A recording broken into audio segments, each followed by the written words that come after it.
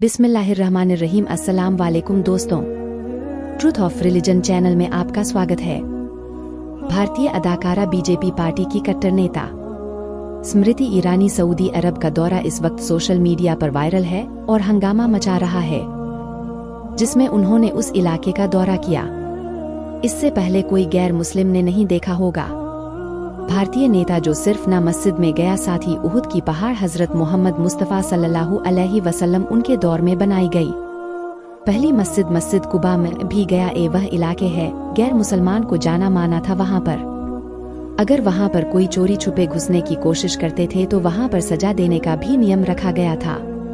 साथ ही साथ सऊदी अरब आने वाले वीजा में भी लिखा जाता था ताकि यहाँ पर कोई गैर मुस्लिम भूल कर भी ना जाए। सऊदी अरब में मौजूद अमेरिका की एम्बेसी को भी कोई प्रॉब्लम नहीं था।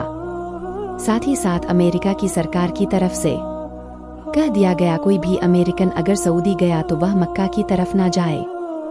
अमेरिका की वेबसाइट में सीधी तरह से कहा गया है, मक्का और मदीना में अमेरिकन लोगों को जाना माना है। ये अमेरिकन सरकार की तरफ से पाबंदी है।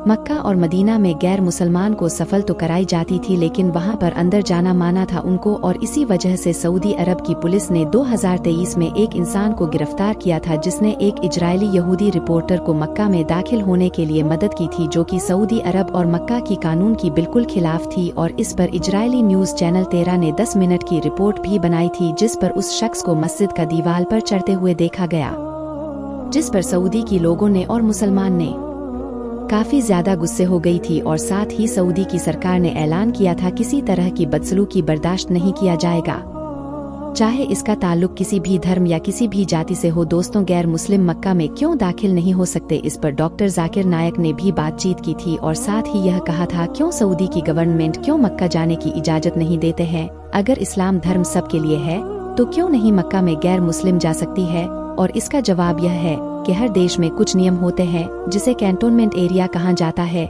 इसका मतलब वह होता है जहां सिर्फ फौजी या आर्मी वाले लोग जा सकते हैं।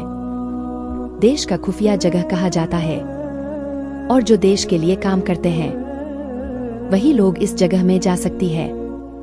और उस जगह में देश की आम लोगों को भी जाने का इजाजत नहीं होता है। जैसे मैं भारत में पैदा हुआ, मैं यह नहीं कह सकता मुझे भी कैंटोनमेंट एरिया में जाना है, क्योंकि मैं भारत की शहरी हूँ, लेकिन फिर भी मैं जा नहीं सकता क्योंकि कैंटोनमेंट एरिया बनाने की वजह यही है क्योंकि देश से जुड़ी हुई बात है। ऐसा ही मक्का और मदीना इस्लाम की कैंटोनमेंट एरिया है। सिर्फ वही जो मुसलमान है और इस्लाम के लिए जान देने को तैयार है, सिर्फ वही लोग मक्का और मदीना में जा सकता है। दोस्तों, डॉक्टर जाकिर नायक ने बताया, इसीलिए इस्लाम में भी बताया गया है कि इन दो इलाकों में गैर मुसलमान को जाने की इजाजत न दो। कुरान पाक में अल्लाह ताला ने इस चीज से मना कर दिया।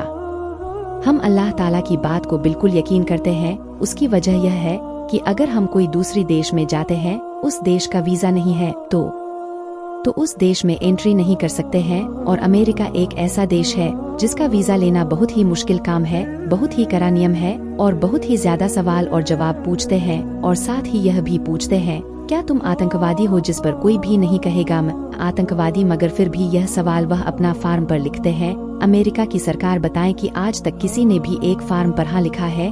बहुत ही अजीब। I am not permitted to go in the cantonment. I cannot say I am a citizen of India. Why am I not allowed to go in the cantonment area? No. Only those who are involved with the defense and the protection of the country, they are allowed to go in the cantonment area. Similarly, Makkah and Medina, both the Haramain, they are the cantonment areas of Islam.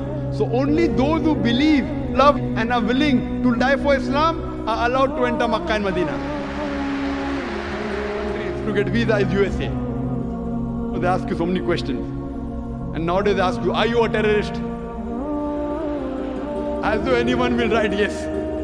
I want to ask the American government, has anyone written yes? Do you belong to any terrorist organization? Ajib. I want to ask them, has anyone written yes so far? Yes, I'm a terrorist.